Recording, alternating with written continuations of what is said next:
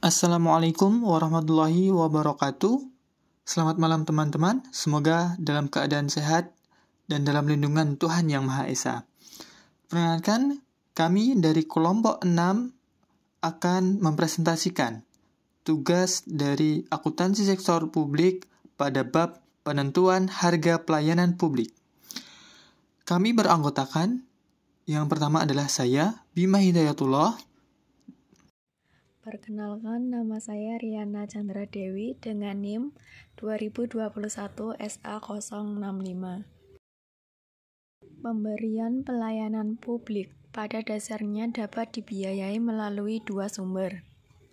Yang pertama, pajak. Setiap wajib pajak harus membayar tanpa memperdulikan apakah dia menikmati secara langsung jasa publik tersebut atau tidak. Yang kedua, pembebanan langsung kepada masyarakat. Yang membayar hanyalah mereka yang memanfaatkan jasa pelayanan publik tersebut. Sedangkan yang tidak menggunakan tidak diwajibkan untuk membayar.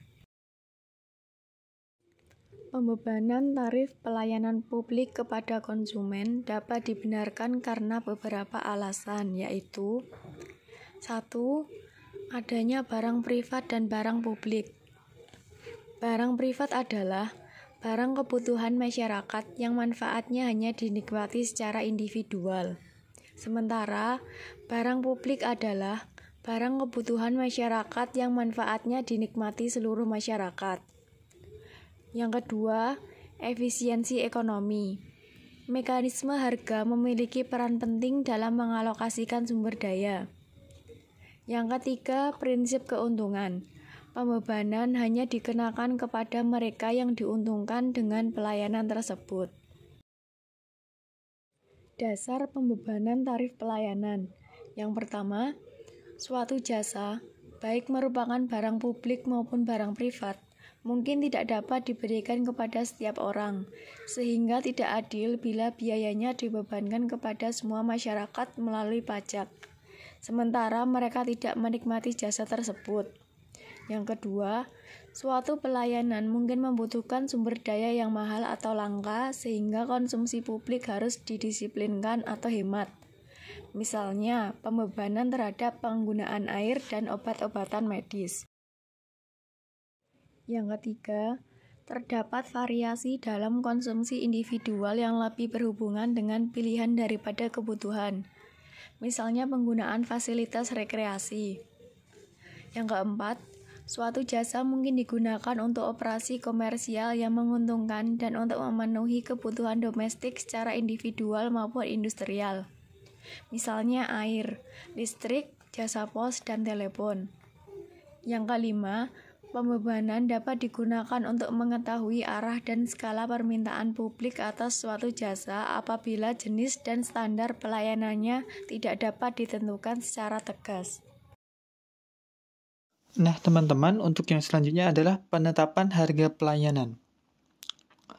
Jika pemerintah hendak membebankan biaya pelayanan kepada konsumen, maka pemerintah harus menentukan berapa sih beban biaya yang tepat kepada setiap warganya agar dirasa beban tersebut pantas dan wajar. Nah, dalam menentukan hal tersebut, kita akan menemui beberapa kesulitan, di antaranya sebagai berikut, yakni yang pertama adalah tidak tahu secara tepat berapa biaya total yang dibutuhkan. Oleh karena itu, kita harus memperhitungkan semua biaya sehingga dapat mengidentifikasikan biaya secara tepat untuk setiap jenis pelayanannya. Namun, hal tersebut bukanlah hal yang mudah, tapi juga bukan hal yang mustahil, karena kita bisa melakukannya dengan tidak mencampur adukan antara biaya pelayanan yang berbeda. Harus ada prinsip different cost for different purpose. Biaya overhead harus dibebankan secara proporsional terhadap berbagai pelayanan. Kemudian, yang kedua adalah sulit mengukur jumlah yang dikonsumsi. Nah, karena jumlah biaya untuk melayani satu orang dengan orang lain pastinya berbeda, maka diperlukan pembebanan tarif yang berbeda pula. Seperti contoh mudahnya ialah ketika kita ingin menaik busway, jarak dekat dengan jarak jauh tentunya pasti akan berbeda berapa tarifnya. Maka dalam hal pelayanan publik juga lah pemerintah harus bisa menentukan itu agar bisa secara tepat sesuai dengan jumlah yang layak mereka konsumsi atau jumlah yang telah mereka konsumsi. Kemudian yang ketiga ialah tidak memperhitungkan kemampuan masyarakat untuk membayar. Nah, ini salah satu hal yang sulit kita atasi karena jika orang miskin tidak mampu membayar suatu pelayanan yang sebenarnya vital, maka mereka harus disubsidi. Mungkin perlu diskriminasi harga atau diskriminasi produk untuk menghindarkan subsidi. Nah, oleh sebab itu, mengapa pemerintah seringkali memberikan subsidi agar semua masyarakat mampu menggunakan layanan publik tersebut. Kemudian, kendala yang keempat ialah biaya apa saja yang harus diperhitungkan.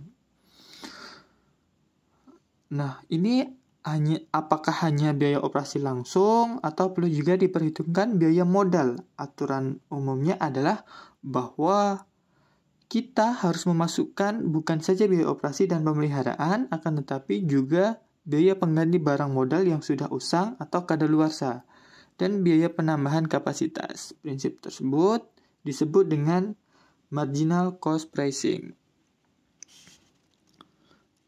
Nah, sebenarnya beberapa kendala tadi kita bisa mengatasinya. Jadi, walaupun ada kesulitan, bukan berarti itu hal yang mustahil untuk kita atasi. Kemudian teman-teman, salah satu cara yang bisa kita gunakan dalam menghitung biaya total adalah menurut para ahli ekonomi pada umumnya, kita sangat dianjurkan untuk menggunakan marginal cost pricing, yaitu tarif yang dipungut seharusnya sama dengan biaya untuk melayani konsumen.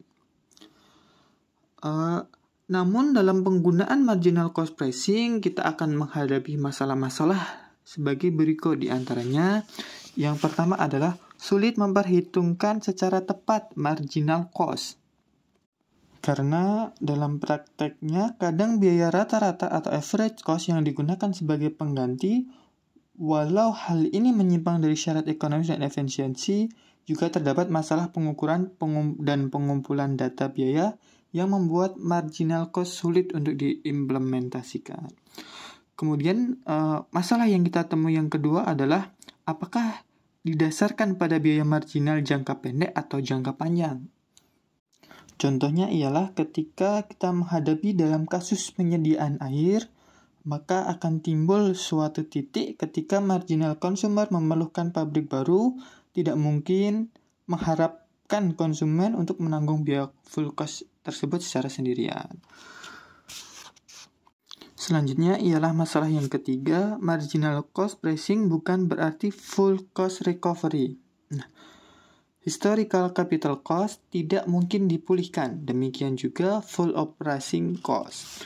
Ketika sumber daya terbatas, kegagalan untuk menutup biaya menimbulkan adanya penghematan yang harus dikorbankan dalam pemakaian alternatif sumber daya tersebut.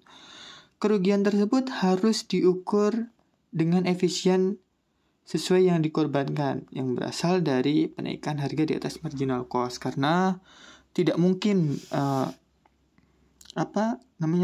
terjadinya full cost recovery dari pemerintahan.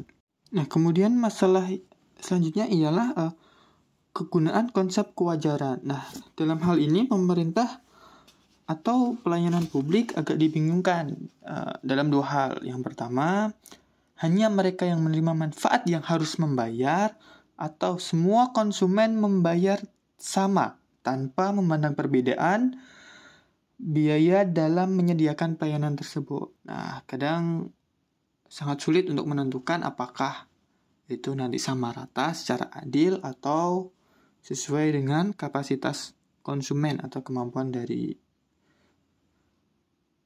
publik. Nah, itu tadi beberapa masalah dalam penggunaan marginal cost pricing sebagai salah satu metode dalam menentukan biaya pelayanan publik. Ini yang selanjutnya adalah kompleksitas strategi harga. Ada beberapa bagian kompleksitas dalam strategi harga. Yang pertama, two-part tarif. Banyak kepentingan publik seperti listrik yang dipungut dengan tupal tarif, yaitu fixed charge, untuk menutupi biaya overhead atau biaya infrastruktur, dan variable charge yang didasarkan atas besarnya daya konsumsi dari masyarakat. Kemudian yang kedua adalah peak load tarif atau pelayanan publik yang dipungut berdasarkan tarif tertinggi. Permasalahannya, namun ada permasalahan, yakni diantaranya ada beban tertinggi membutuhkan tambahan kapasitas yang disediakan. Tarif tertinggi untuk periode puncak harus menggambarkan higher marginal cost seperti telepon dan transportasi umum. Kemudian selanjutnya ada diskriminasi harga. Hal ini adalah salah satu cara untuk mengakomodasi pertimbangan keadilan melalui kebijakan penetapan harga. Dan yang selanjutnya adalah full recovery. Harga pelayanan didasarkan pada biaya penuh atau biaya total untuk menghasilkan pelayanan. Penetapan harga berdasarkan biaya penuh atas pelayanan publik perlu mempertimbangkan aspek keadilan dan kemampuan publik untuk membayar. Dan yang terakhir adalah harga di atas marginal cost. Dalam beberapa kasus, sengaja ditetapkan harga di atas marginal cost seperti tarif parkir mobil, adanya beberapa biaya perizinan atau license fee, dan lain sebagainya. Mungkin itu yang bisa kami sampaikan. Banyak salah dan kurangnya kami mohon maaf yang sebesar-besarnya. Apabila ada tanggapan atau pertanyaan dari teman-teman, silahkan. Terima kasih.